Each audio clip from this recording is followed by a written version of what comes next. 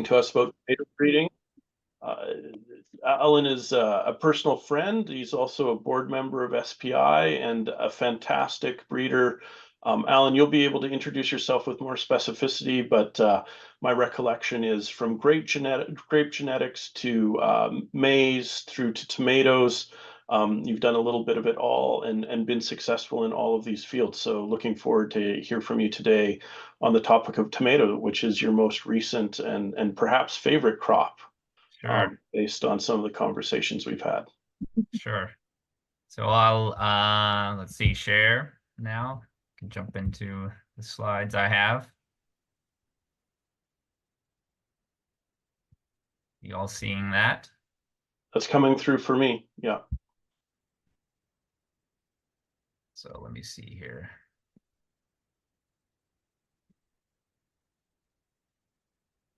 All right, yeah. So yeah, I'm lucky enough in my career to have worked in a few different crops, like you mentioned, Brian, doing grape genetics and upper level breeding for grapes, and then moving on to breeding in tropical lowland maize for the developing world, and then taking a role with Monsanto for breeding standard field corn in the Midwest, and then eventually taking a tomato breeding role here in Northern California, which I was at for about 8 years, lucky enough to do.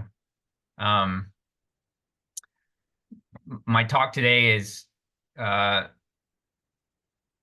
going to be focusing on breeding. I know that the audience is probably has a pretty wide and varied background in your understanding of breeding or genetics. So I'll try and keep it as simple as I can. But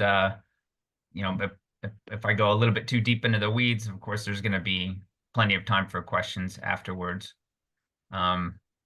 This talk is also a direct descendant of the one Brian gave a few months back, sort of the opening webinar in this series on improved crop varieties. But this is going to focus, specifically on tomatoes and tomato breeding and sort of the how and why and what of that.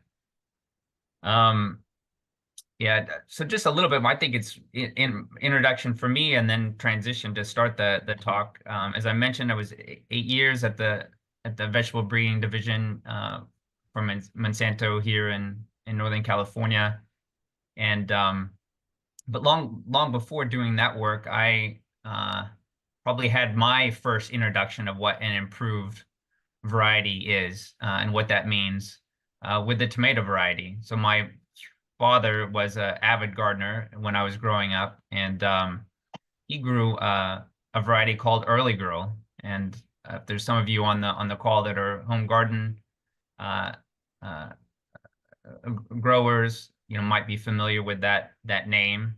And it's been that variety's been around for quite a while. Again, it was available when I was a child. But my dad grew it because it had some, very interesting characteristics and reliable characteristics that he was interested in.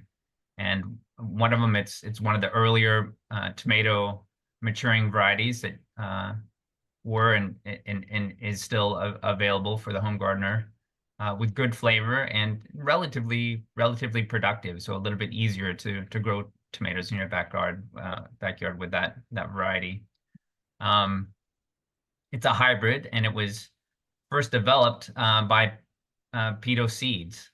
Peto Seeds was eventually purchased by an organization called Seminis, which itself was eventually purchased by Monsanto. And I was lucky enough to have a smaller portion of my breeding program focus to include some of the home garden market here in North America. And so I bred with the parents of Early Girl, and was able to develop or breed a new variety that's out in the market today called Early Grow Plus. So that was sort of a fun full circle for myself. So what does that mean? Developing or breeding a new tomato variety, and I think it probably starts at its basic level of just choosing two distinct tomato types to cross together as parents. But maybe, before I get too much farther into the breeding process, I wanted to throw out just a little bit of basic tomato biology here. So tomato flowers are both male and female. They have male parts and female parts within the same flower, and that type of flower is called a perfect flower. And domestic tomatoes are also mostly self-pollinating. The pollen from the male portion of the flower will pollinate the female portions of the flower. And if a tomato plant self-pollinates in that way over several generations, you'll get tomato plants or sort of children tomato plants that are what's called true to type, or they'll basically be the same, have the same characteristics as their parent, and will pass on those exact same traits to their children. So true to type for each time you grow those out. But tomatoes can also be made to outcross, and you can do so by choosing one of your parent plants that you're interested in working with, collecting the pollen from that plant and manually transferring it over to the female portions of the flowers of another plant that you've chosen to be a parent. And with that fertilization process, you'll form an embryo inside of each of the seeds from that type of cross. And if you harvest the seed off of that fruit from that resulting cross, those will grow up and be true hybrid plants, meaning they'll be have half of their genetics from each of those two parent plants. Oops. And as I mentioned before, if the parents themselves are true to type parents, then this hybrid will always be the same. It'll have always half of those same genetics from each of the male and female plants. And this hybrid may be the end result of what you want, if that hybrid has the traits that are wanted by the grower or the consumer in a given market in the world. But that hybrid might also be, one of the earlier steps in the breeding process. And so I'll go on to the next slide to describe why. So that hybrid, if you allow it to self, as I was describing, as all tomatoes, tend to want to do, its resulting children or progeny will not be true to type. What happens is the family that results is a segregating family, and you get all possible combinations of any of the traits that are differing between the original grandparents. And that gets at a little bit at the question of like why even go through this whole process? What's the reason for doing this breeding?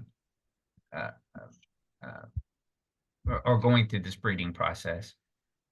And if you notice here in this photograph, I've circled in red, this particular plant with the red fruit is showing some level of disease susceptibility in those lower leaves. And you could imagine, maybe this is a variety that's being grown in a given area of the world. The fruit is in demand, and growers are dependent on it for their livelihood. This could be a threat to being able to grow that particular variety in that area if that disease is critical enough and inhibits its production. And so as a longer term solution, you can turn to to breeders and the development of new new varieties to help solve that problem.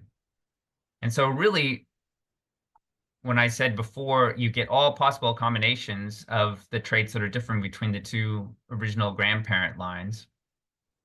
That means in this example, you'll still get some children that are with orange fruit and good disease resistance.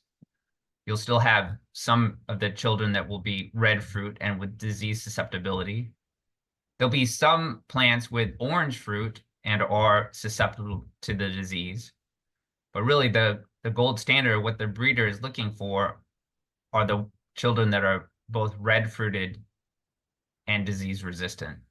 And so you've gone through the stage of trying to combine or have a better combination of traits in this generation of tomatoes.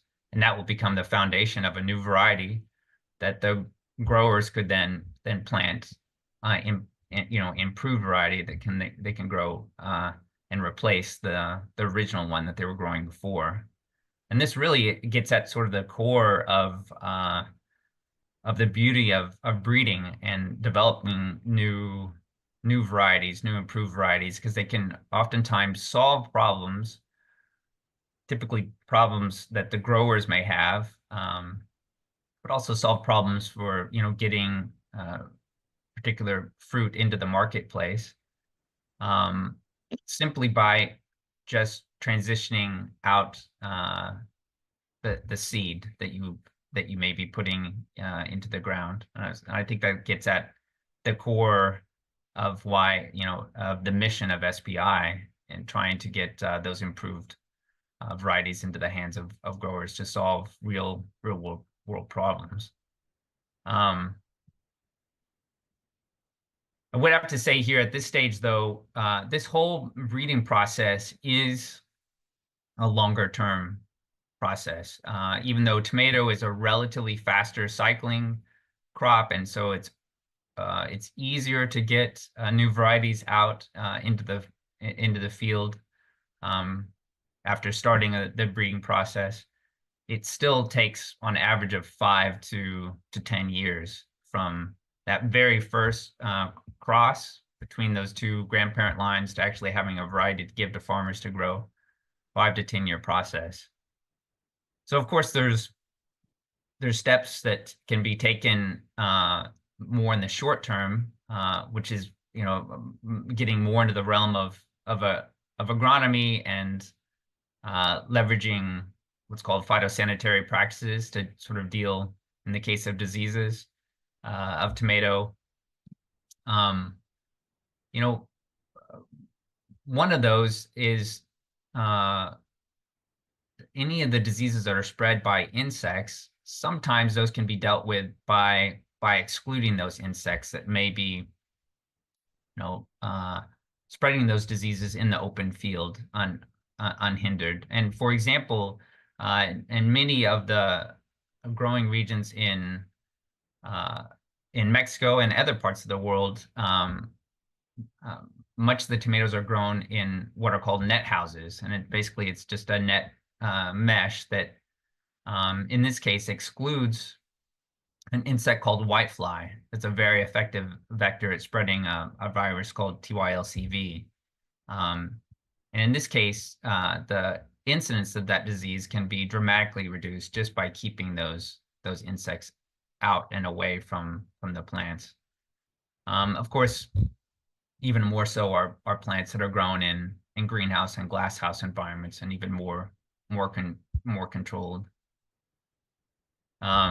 Some diseases of tomato, in fact, many of the primary diseases of tomato are spread in the soil. Diseases like fusarium, verticillium, nematodes, all are soil-borne diseases. And some of those can be mitigated by, either treating the native soil that the plants are being grown in, or using clean soil, or in some cases even soil as substrate. So the examples I have here, this photograph on the left, are tomatoes are being grown in native soil. Same situation here in this photograph, but the beds are covered in a plastic mulch, then both can serve as a method of maybe having less soil thrown up onto the plants during rain events to reduce disease that way, or they can be a conduit for treating that soil and killing some of the pathogens prior to planting. There's other systems that are more greenhouse type systems where the plants are still being grown in soil, but in above ground pots away from the native soil to reduce the incidence of soil-borne diseases. And then, of course, probably most tomatoes that are grown in greenhouses today are grown in soilless substrates. Oftentimes, it's the husk from coconuts, and it basically just acts as a physical structure for the roots, and all the nutrients comes through the irrigation system, essentially hydroponically. And in that case, there's no impact of at least soil-borne diseases in that type of environment. And then finally, oftentimes in the most acute areas of a disease problem, typically caused by viruses, many of those viruses can be spread just sort of physically by our own physical interaction with the plants, on our clothing, on our shoes, certainly on our hands. And so in areas, there's many of the tobacco viruses or tobacco mosaic viruses are spread in such a manner.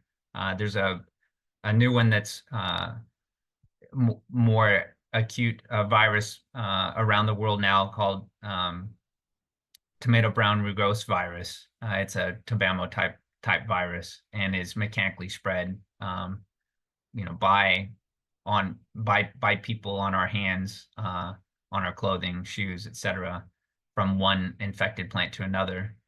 And that really, in those situations, oftentimes you'll see requirements for having coverings for our clothes or gloves on our hands or on our shoes to mitigate that.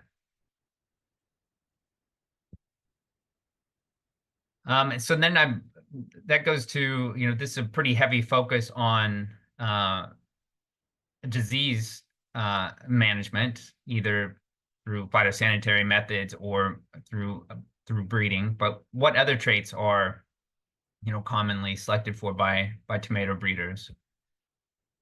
So the main one, again, is primarily breeding for better disease resistance.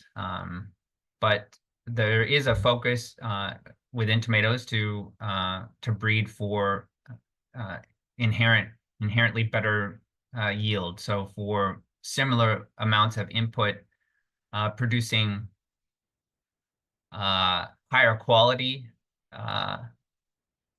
fruit that's demanded in the marketplace, and in higher numbers of those higher quality fruits. There's also an interesting component of tomato plants that go in, I'll show you in the next slide as well, into matching their growing environment.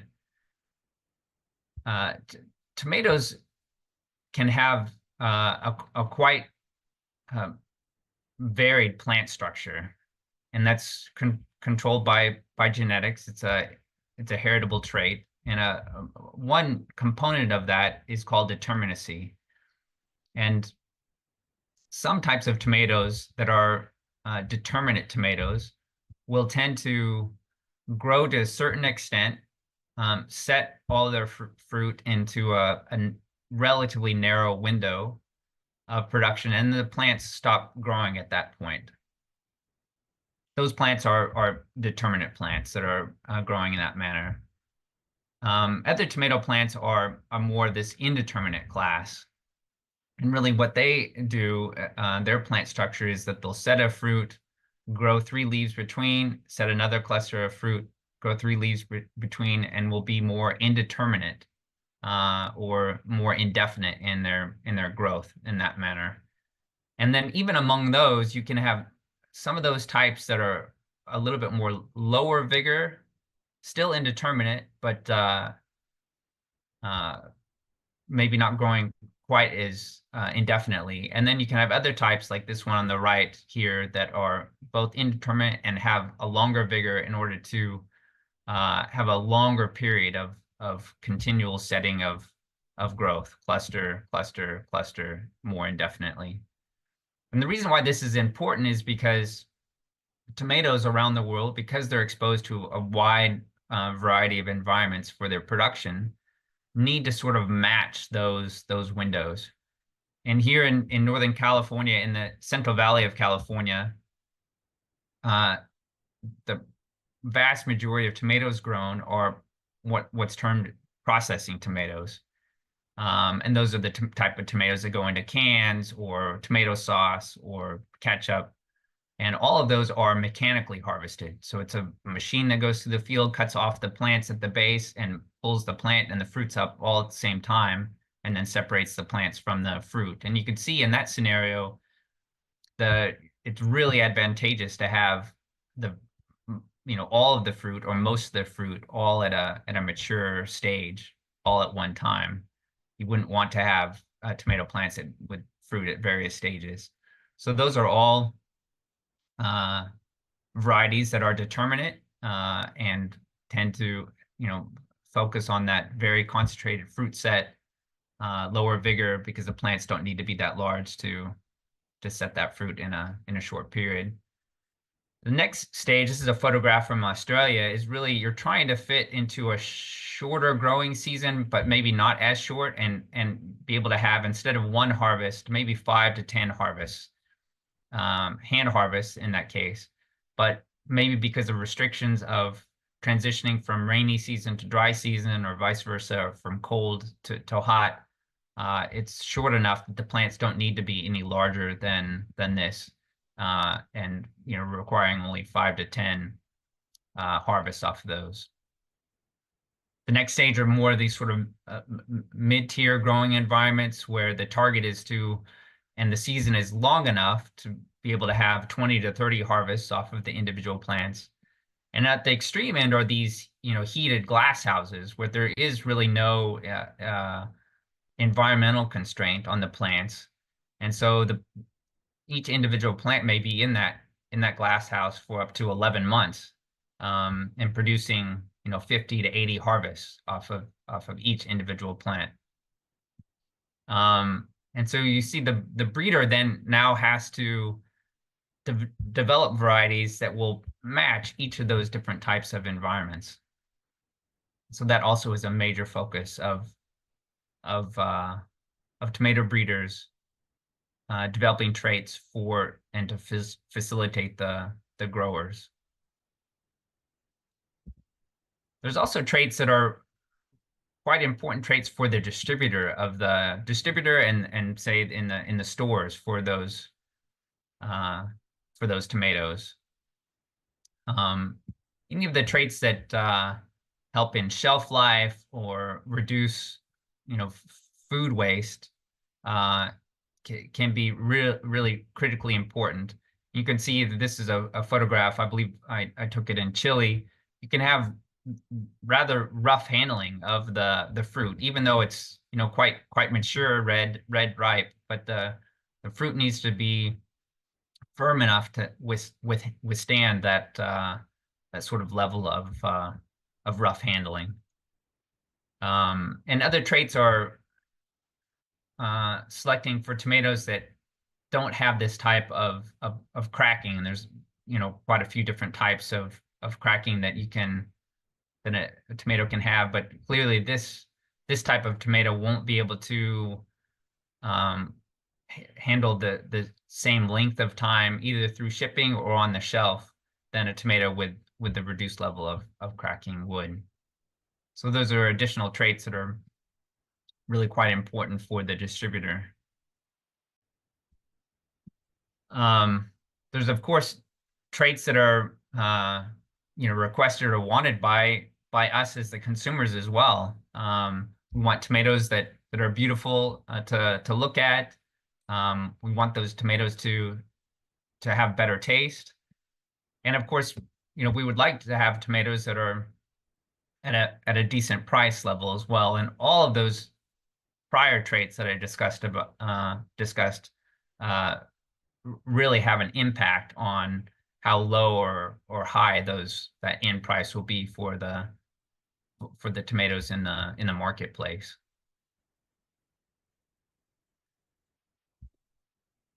And this is an interesting slide I liked quite a bit, coming from a study a few years back, 2019.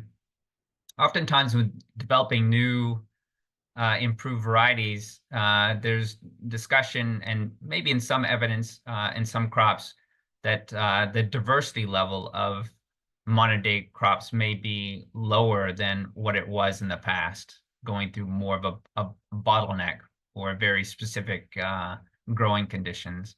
But at least in the case of tomato, that trend really started reversing 40, 50 years ago, and the loss of diversity to more, mainly because many of those traits that I was discussing before, especially many of the disease resistance traits, those actually, the original source for those came from wild species. So there's tomato,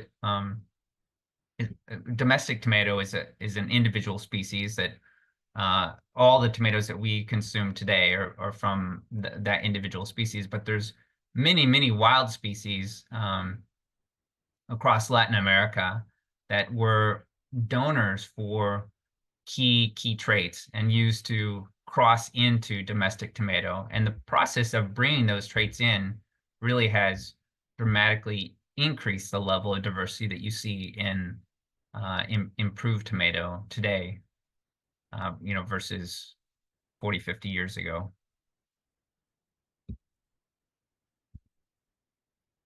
And so, to be a successful tomato breeding and breeder and be successful at tomato breeding with all of these traits and this level of diversity that you have to be focused on, you have to have a really high level of communication among all of the team members, among the breeder, among the sales, with the growers, and then certainly with the consumers as well, to prioritize those traits, because and really deciding in this particular environment what are the traits that are absolutely required to be successful in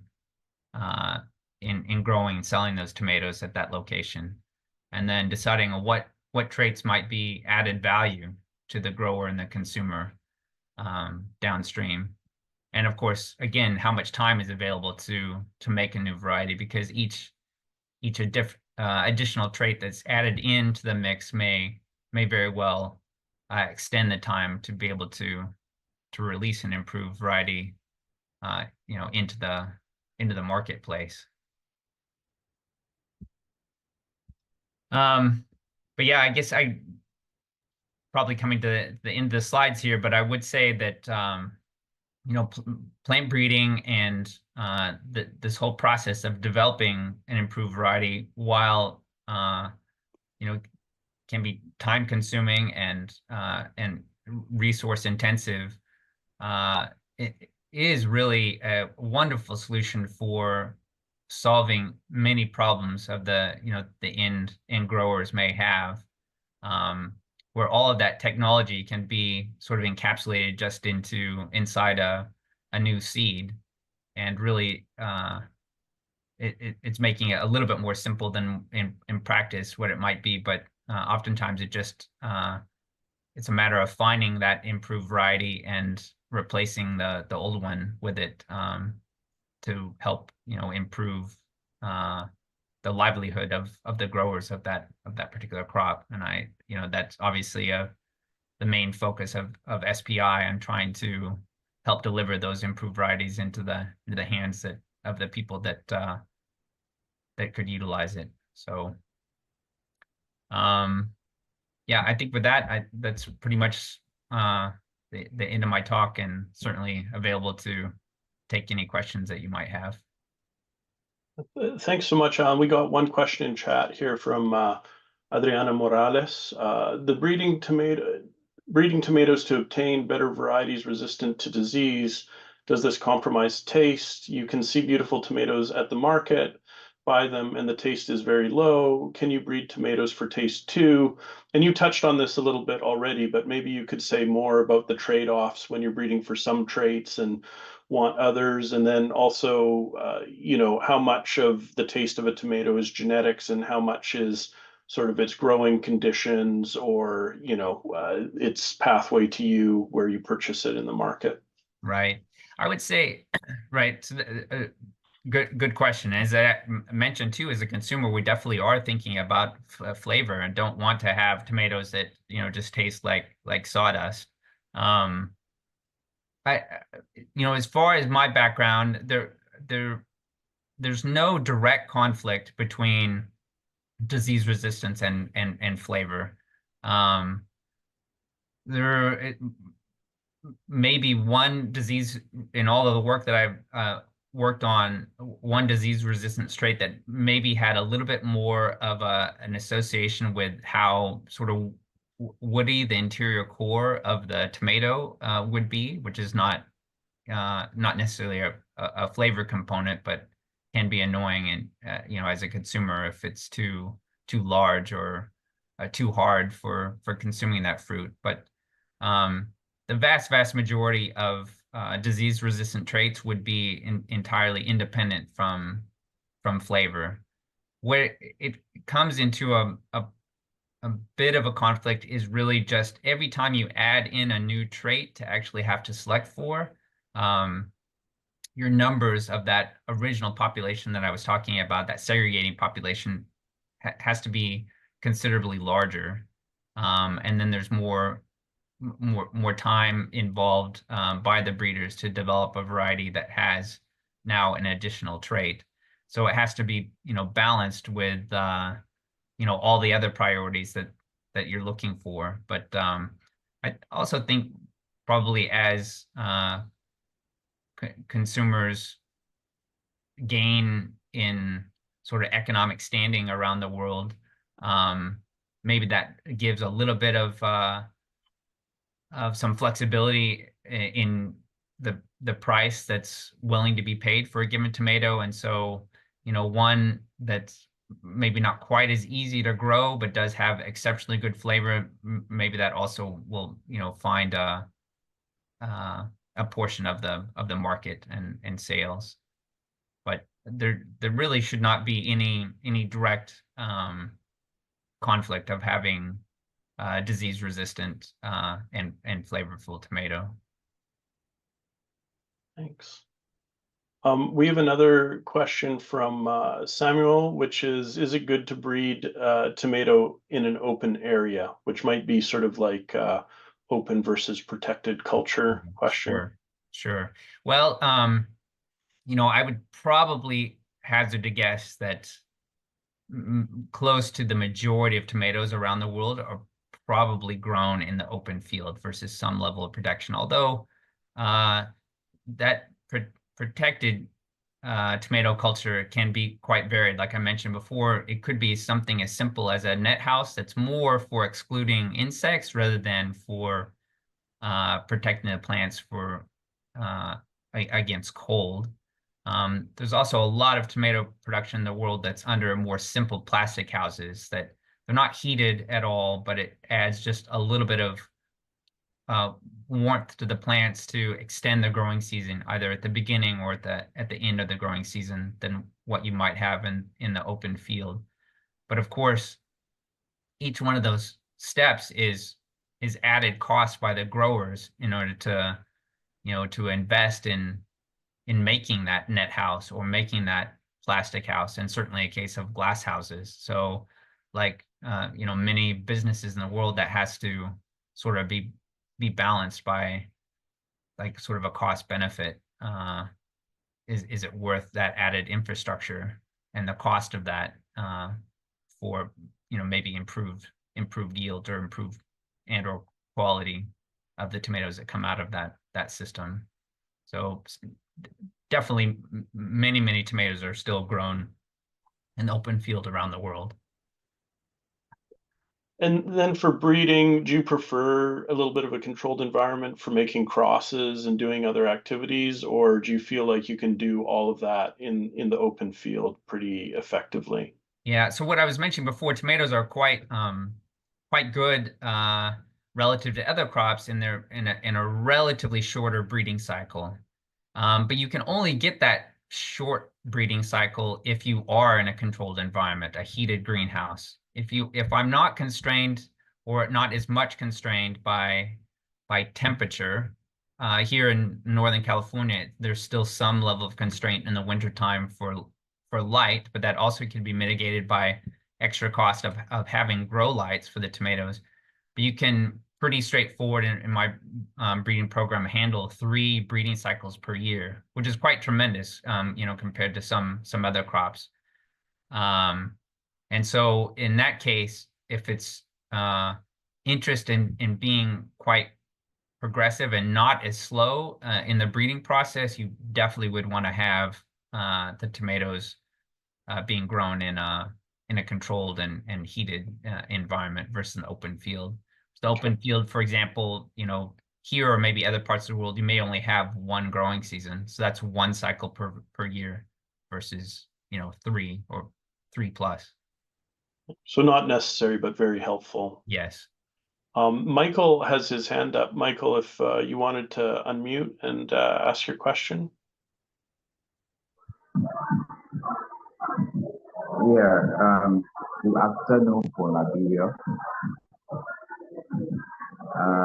Thank you so much, Alan, for the precise and executive presentation on tomato breeding. Sure. I just want to make my contribution and maybe ask you questions to not just you adding as a breeder, but all breeder of tomato crops as well.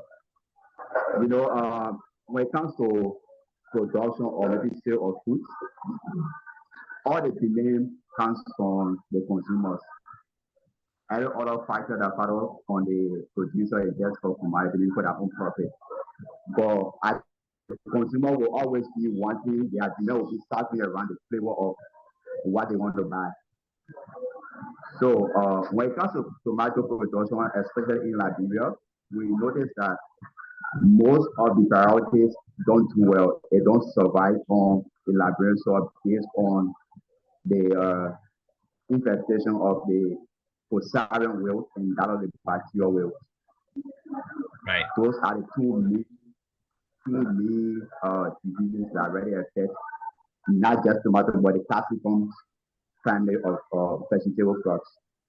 So now my question here is, or my request to the breeder, is it possible, because we know that every cross has a characteristics, other some will be high yielding and not resistant to certain kind of a disease in certain countries, or some will have a resistant but they don't have high yield and they don't last for longer, they don't produce.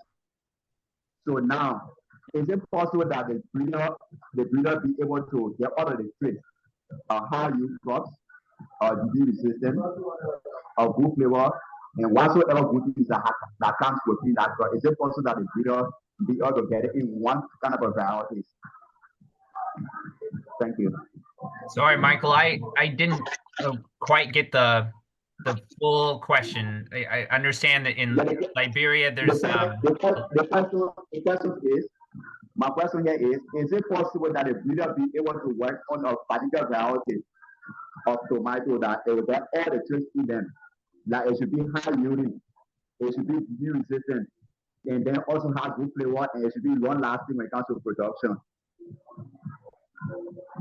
So is it Brian, can you help me out there? Yeah, Michael, would you be able to type the question in the chat? I was also having a little bit difficulty understanding, but it sounded like you're talking about, could a breeder breed for multiple different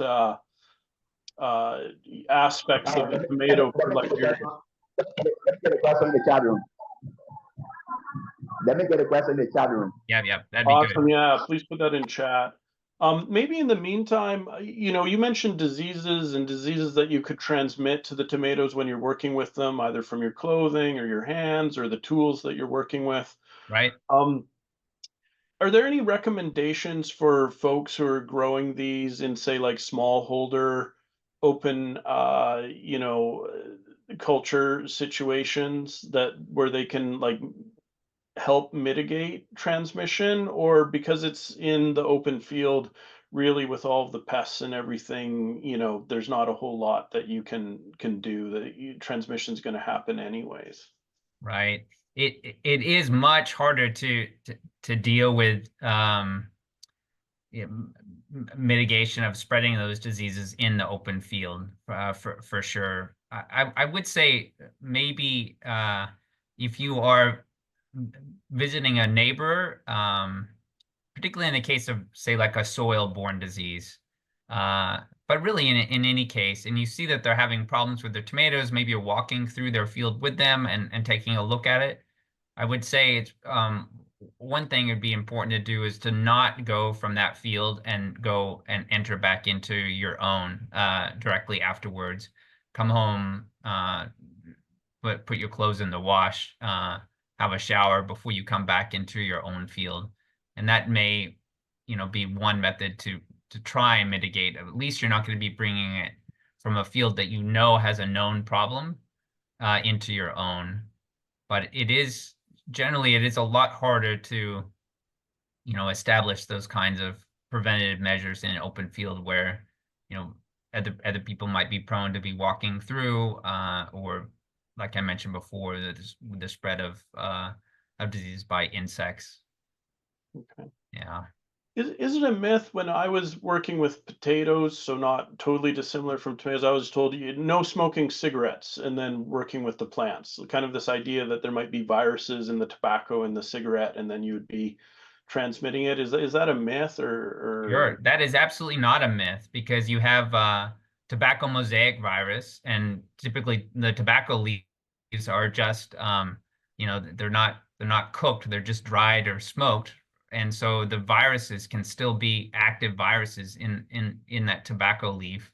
And as you touch the cigarette, you could be picking up that virus and then spread it to other related crops, solanum type crops. And I didn't know that about potatoes definitely is a solanum. It could be, and from what you're saying, could be susceptible to tobacco mosaic virus, but that certainly is the case for tomatoes. You can get a physical transmission of those viruses from the tobacco leaf to a growing tomato plant. Okay. It seems like maybe a simple rule for people to follow. If for some reason they're smoking cigarettes, don't do that in the field. Don't do it before you. Good point.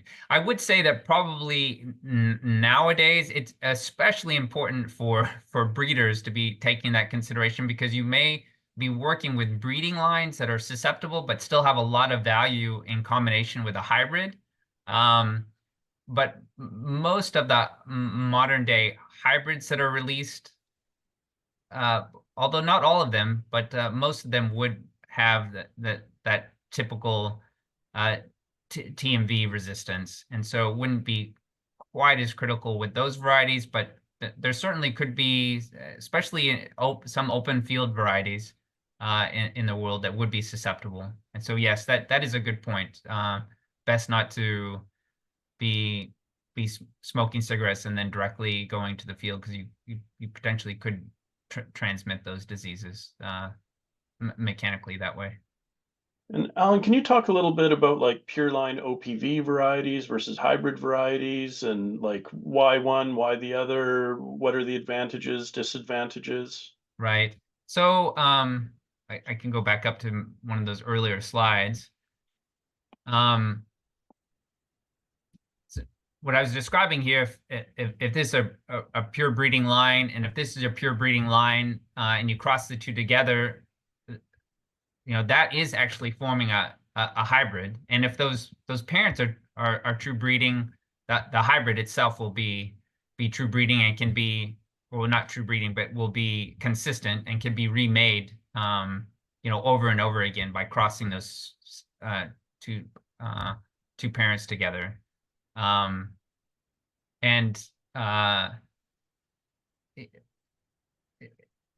that is the typical variety that's released in modern day. I'm probably 90% maybe higher of the varieties that are released, certainly by seed companies, are hybrids of that type. But there's a lot of, at least in North America, there's heirloom varieties, and then older varieties, say back 50 years ago, made by seed companies. These true breeding lines would actually be the end variety that would have been released. And in those cases, as a grower, you could harvest the seed off of those plants that you're growing to produce the fruit, and plant that seed out, and you'll get the same variety back. So that is absolutely an advantage of having an inbred variety, or in corn, it's called an open pollinated variety. In this case, it's not so much open pollinated. There's, because as I was describing with tomato plants, they're self-pollinated, but it is a true breeding line that could be a variety itself. The advantages, though, that hybrids have, like I described, it takes a lot of time. Every time you add in a new trait, the constraint of genetics itself, you get exponential numbers of plants that you need to look at in these sort of segregating families, and you need the space resources to deal with those larger numbers that are required with more and more traits on one side. And one major advantage of hybrids is you can have dramatically smaller populations if you do assemble critical traits on one parent and do the same thing in assembling complementary traits in the other parent.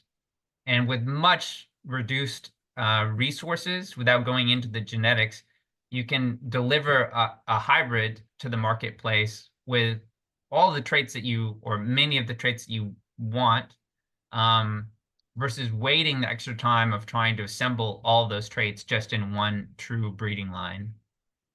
In addition, it's not quite as prominent in tomato as it is, say, in corn, but you do get some level of hybrid vigor. Of course, a lot depends on the type of parent lines that you're crossing together.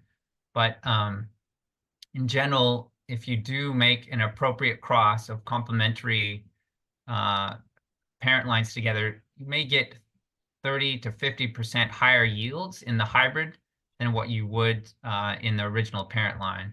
Now, that's not quite as big of a difference in yield, say, that you would get in corn from an inbred variety to a hybrid, but still could be a significant advantage to a grower for growing the hybrid, all things considered, a inbred line.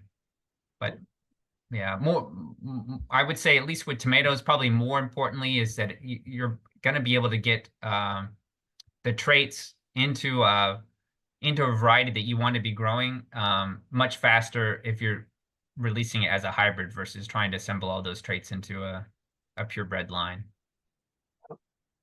Michael put his question in chat, and he's basically confirming that consumers have different, requirements than maybe the growers, and then asking about, like, is the breeder able to, develop varieties that meet both of these groups' requirements or preferences. I think you answered this a little bit by saying, yes, you can, but the more and more requirements you add, the more and more difficult it becomes to satisfy those requirements in a timely manner. And now you've also mentioned that by splitting it into a two-part problem, by being able to work on two different groups and then cross them together to make a hybrid, this is a way that it becomes a little bit easier to meet these, multiple requirements while breeding.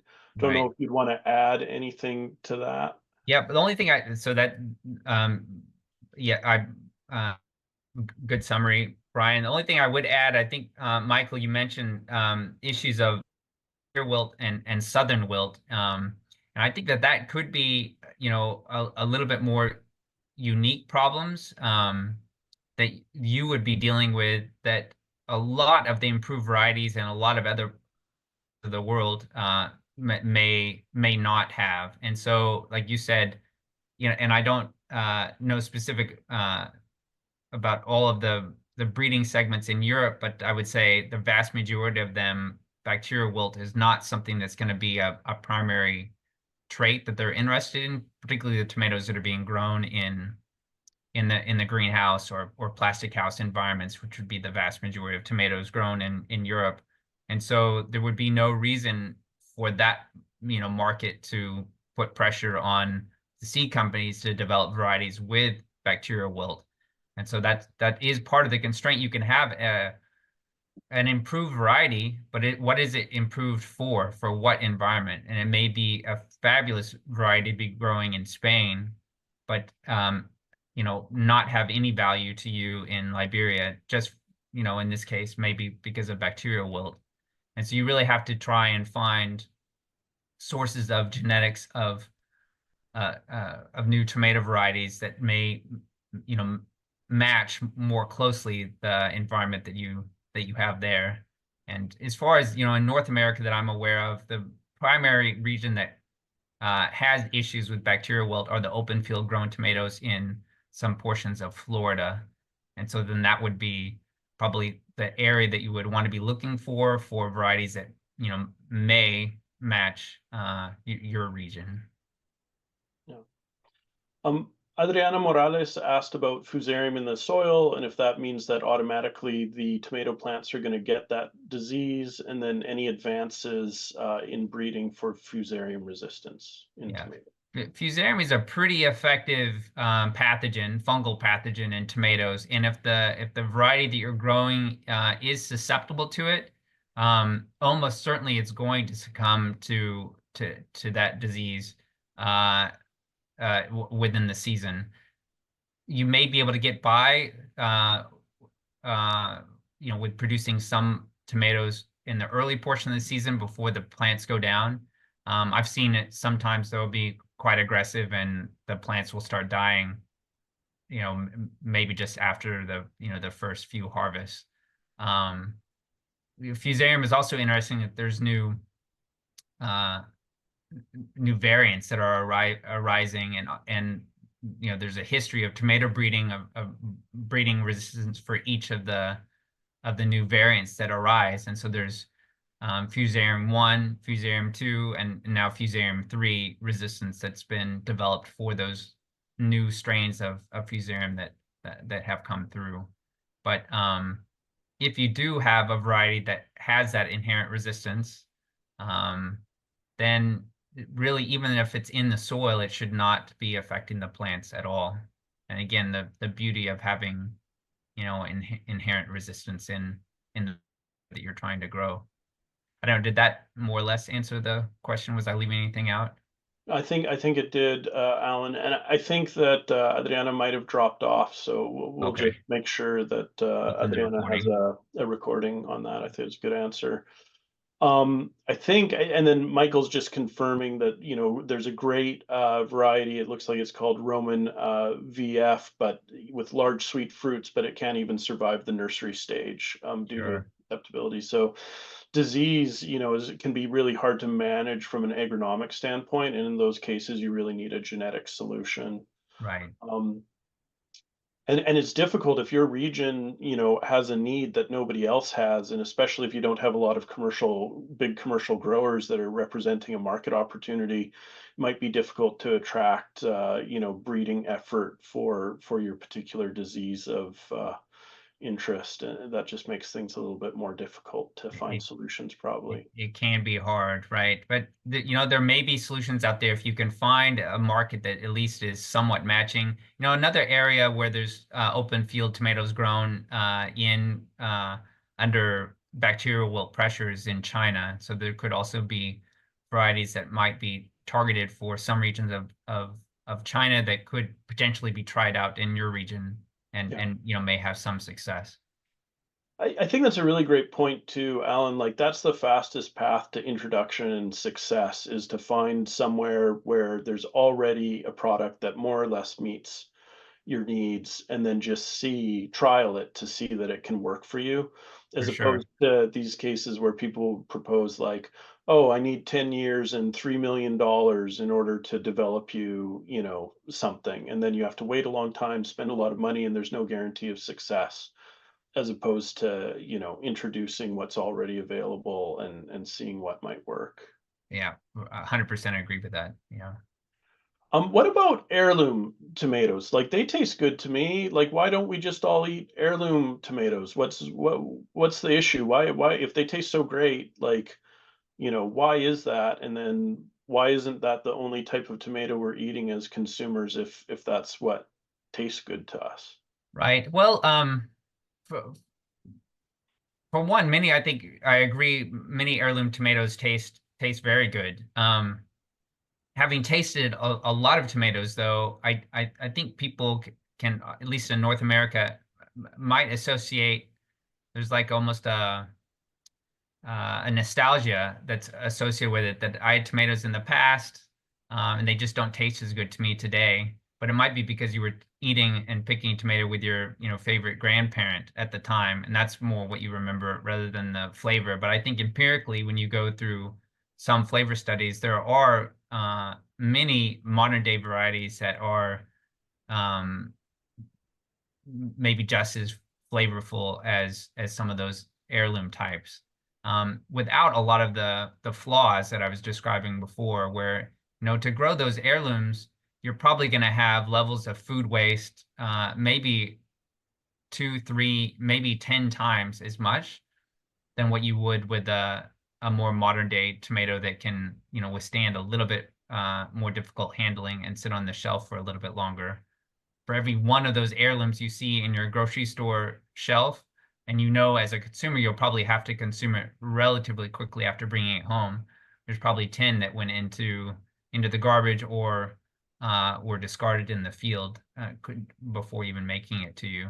So I think that is also a hidden cost, as well as actual cost, higher cost of those heirloom varieties. But in your home garden, where you're not relying it on your livelihood to produce those tomatoes, you're consuming them much quicker, so shelf life is not as much of an issue.